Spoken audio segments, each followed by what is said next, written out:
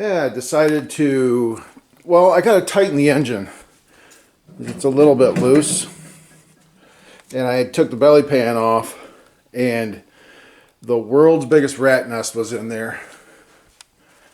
And I got all of the crap there. So yeah, just going to tighten the engine down and put the belly pan back on.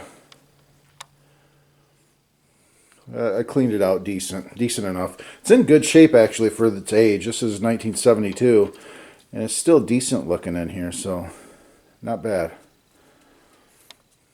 Okay, yeah.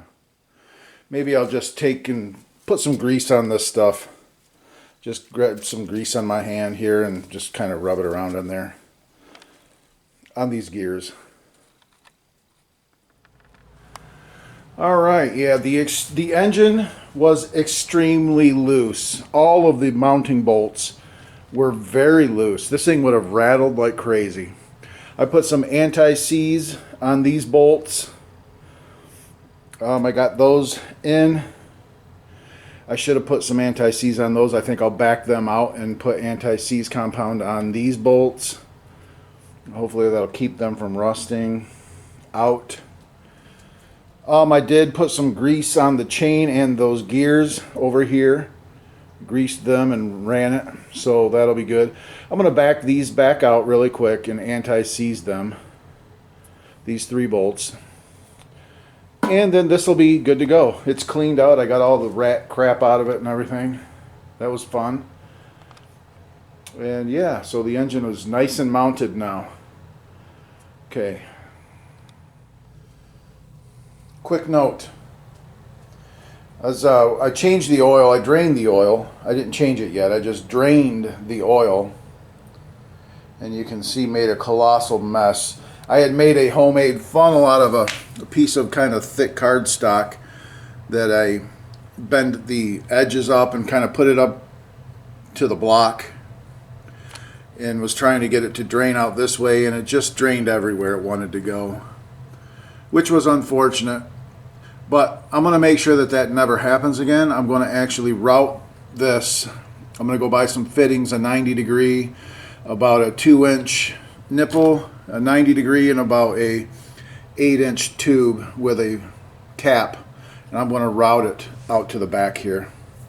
So the next time I want to drain this, that I won't have to deal with that, because that was a total mess. And I don't want to have to tip this up on its end to drain it out of the fill tube. I don't want to do that. So, because that presents another problem. If you've got fuel in the tank and you tip it up, you're going to lose fuel. I don't want to mess with that. So I'm going to route a pipe coming back so that next time, because this is a healthy engine. This is a good engine. And I want to take care of it. And so I'm going to just route that back to the back. Yeah, so, I mean, this thing is in surprisingly good shape for being 50 years old. And I can tell this thing does not need a valve job. It cannot spin these at all in here. They're sealed good. So I am not worried about this thing sealing. Yeah, so just going to go ahead and do that with the pipe, the drain. Still waiting on parts, but just doing little stuff here and there. Okay, I was not happy with not being able to remove the adapter, the manifold plate, this here. I could not remove this thing because there was a screw in there that, and I'll show you, it's like a bolt that goes through and bolts it to the carburetor.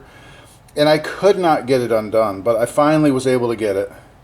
And I've resurfaced this on my granite block.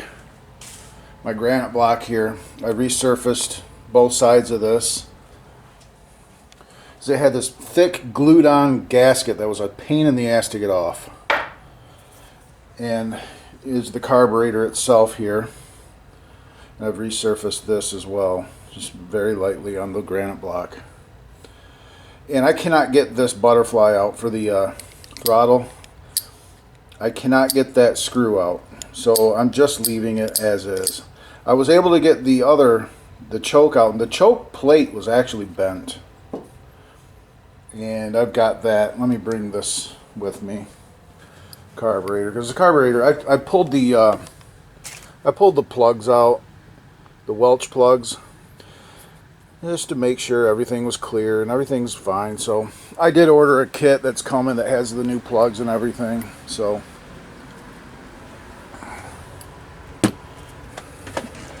this is the choke assembly arm. I've cleaned the arm up really well. This was the plate. I put it on my anvil with the hammer and flattened it. It was bent, so this thing would have never been full choke off or on the way that it was bent. It was yeah, so this was a problem. So I got that straightened out. Now I'm going to go ahead and put that back in here. This was one of those bolts. This was the actual one right here that I was talking about. This thing did not want to come out. And this goes between that plate and the carburetor. And it bolts that plate to the carburetor here, and then that assembly bolts on. So I got to make sure I get both of those gaskets. There's two gaskets. There's one between this and the manifold adapter, and then the engine and the manifold adapter, right? So I need those two. And I think I actually got two coming. I bought a 2-pack of those. So that's good. But I'm going to go ahead and put the choke back in. It's nice and straightened out, cleaned. The carburetor's fully cleaned now. And this is something that was an issue with this carburetor before. When I removed this carburetor, this little slug or whatever it is inside of here was stuck. And I actually had to take a torch to this and heat it up and then spray it, kind of quench it in there to get that to free up. You'll hear it now. Hear it?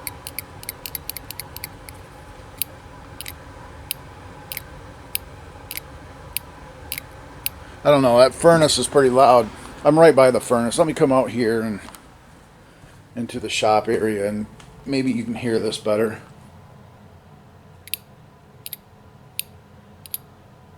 Hear that?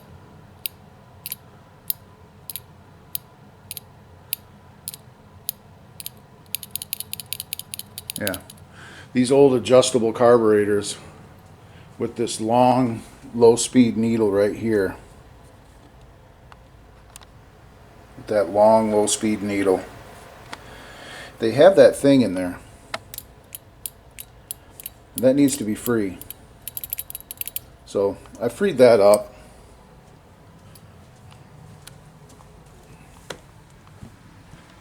And now I will go ahead and put that choke assembly back together on there. A couple of my toys. Yeah.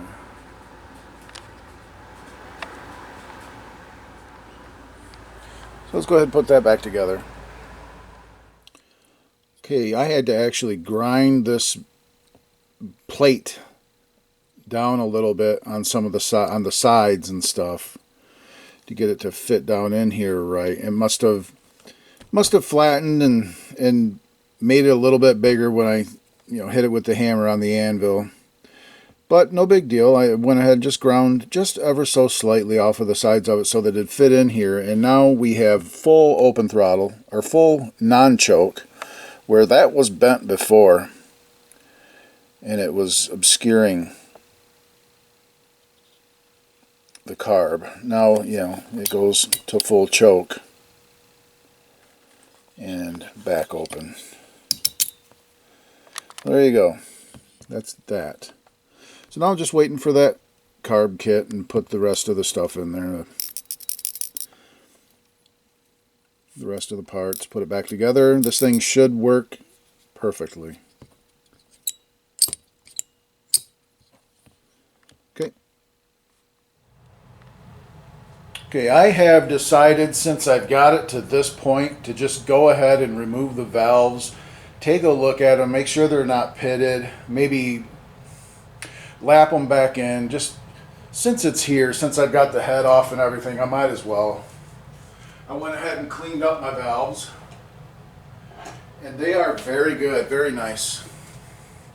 This is the exhaust valve, and I've cleaned it up pretty good. And there's no pitting or nothing. It's very good, smooth face.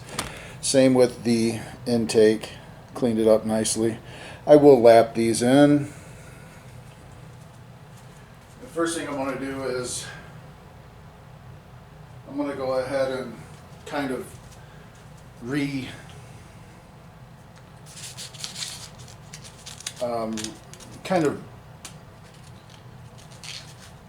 redo the seats a little bit. This is 3000 grit paper.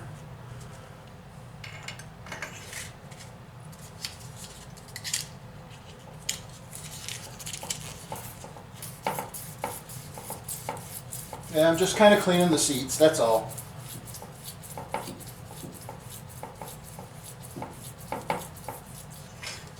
Just cleaning.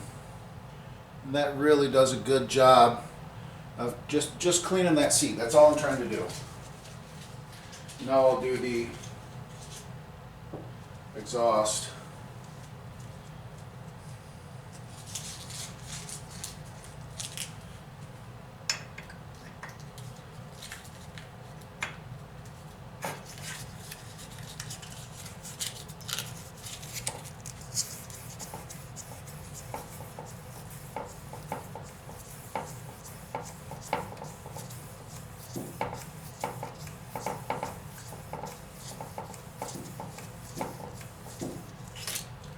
Just cleaning the seat, that's all. And I'll show you how that looks. Kind of a close-up.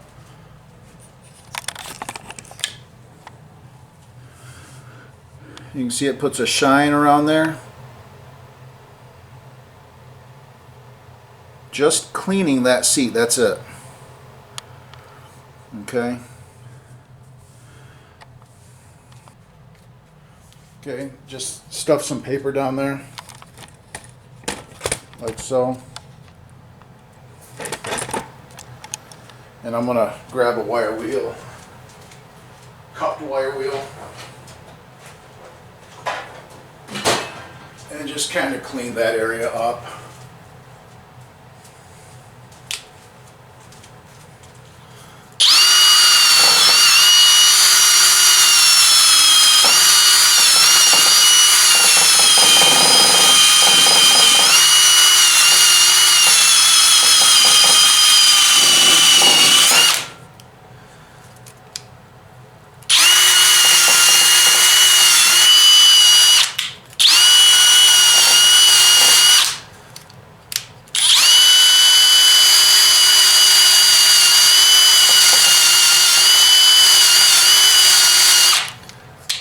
Good enough on that. Clean this up again.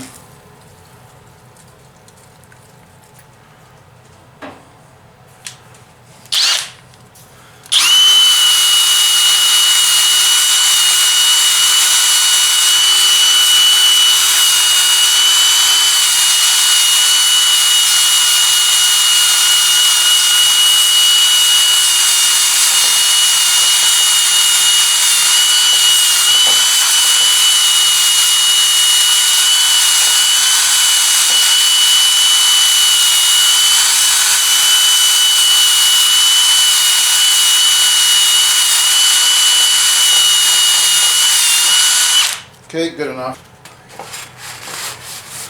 Now I'm going to have to do those seats again. I'm going to have to clean those seats again.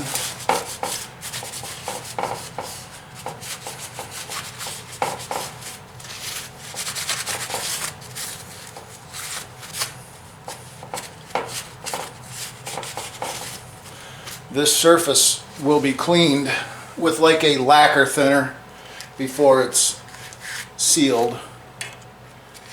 Okay, Once again, this is 3000 grit paper. It's not really taking anything off, it's just cleaning.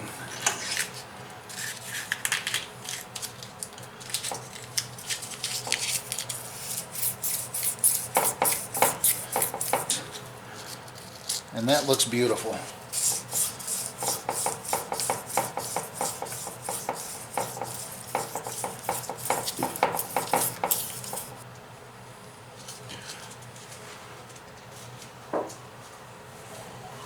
Okay, and look how much better that looks.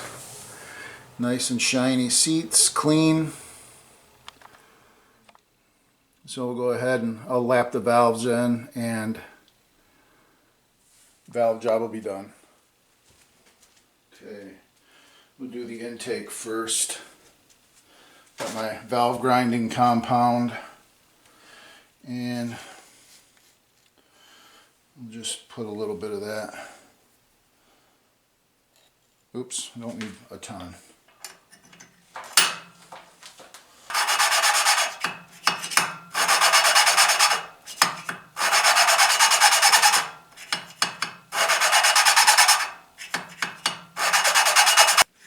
Now we'll clean that very good.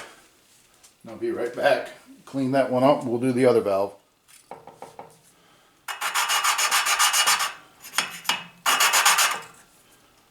Boy, this just does not want to stick, does it?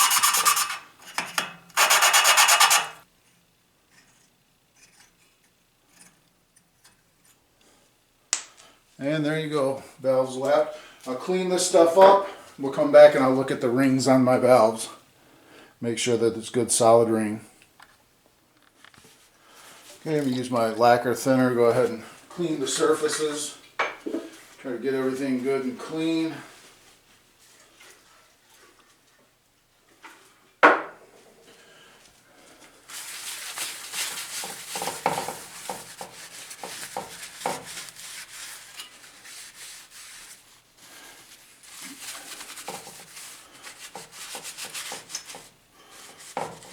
Clean is important. And everything's cleaned up.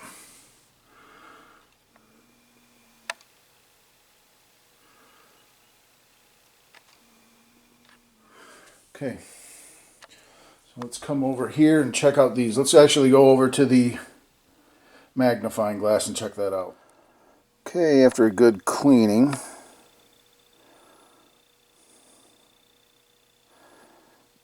you can see that nice line all the way around that valve.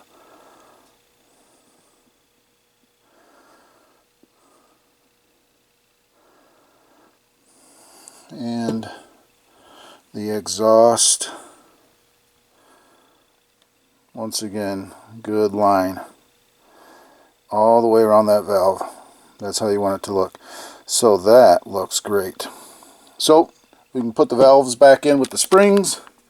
Valve job is done. Confident. Well, I do need to check and make sure that we still have the same valve clearance. Okay, first we'll check out the intake valve.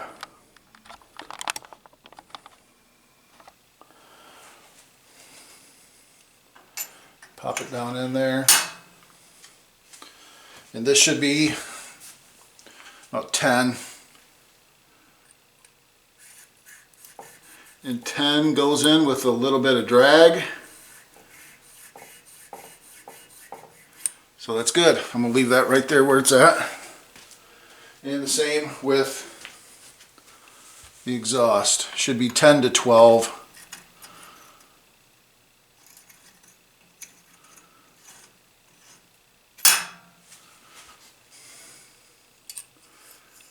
And 10 goes in.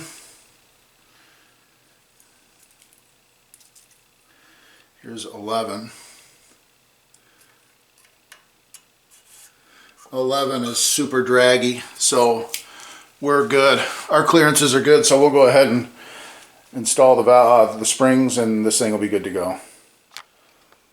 Okay, actually have some assembly lube here that I'm going to put on the valve stems. just like that. Okay. Well, good news and bad news. Good news, I got one of them in. The bad news is one of the keepers, I lost one of the keepers. I was getting ready to do the exhaust valve and it popped. It popped out of the tool, this thing, and it went flying. I had no idea where it went. So I'm going to have to buy the bottom keeper for the exhaust. Unfortunately. It's freaking annoying. That's about as annoying as it gets, but we got one of them done.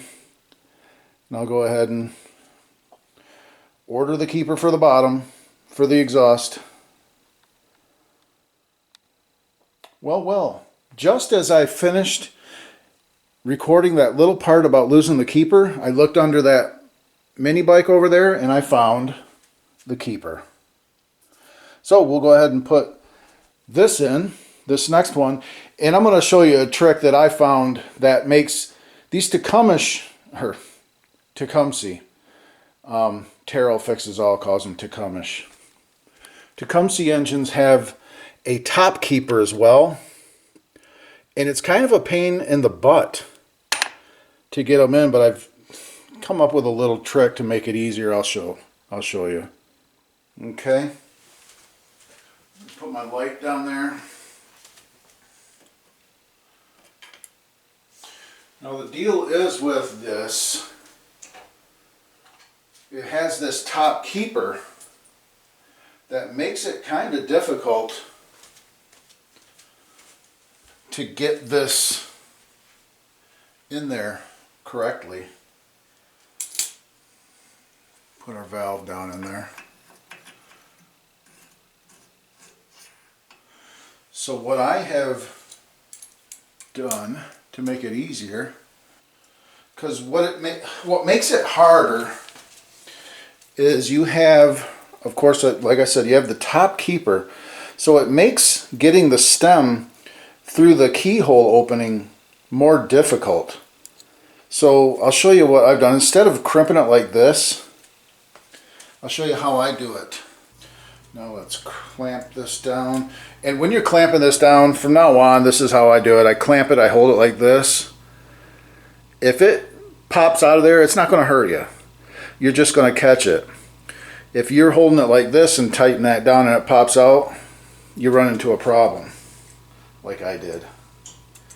Okay, so we have now, spring is completely clamped. I got the keyhole pointing back towards me. The opening is back towards me. And what I do is I set this top keeper, I set it on top like this, and then I put it in there. That way you don't have to deal with this thing being on there and trying to find that keyhole. It's so much easier if you just put this on top. Just lay it on top and then go in there.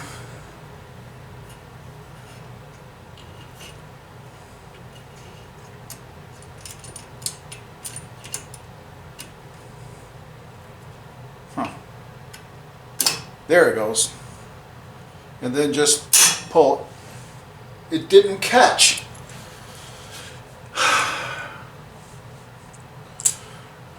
Alright, I gotta set it all back up again. Okay, yeah, I went ahead and just did it off camera. They're in there now. And I'll do one more clearance check. Make sure we're still good with clearance. And valve job will be complete. Okay, here I have the 10 out. I don't know if you can see that. This is the 10. 10 has drag, but it goes in. And over here on the exhaust, it has drag, but it goes in. 11 will fit, I believe. 11 really doesn't fit, so we're at 10 on both. Yeah, that's perfect. Okay, very good. Valves are done.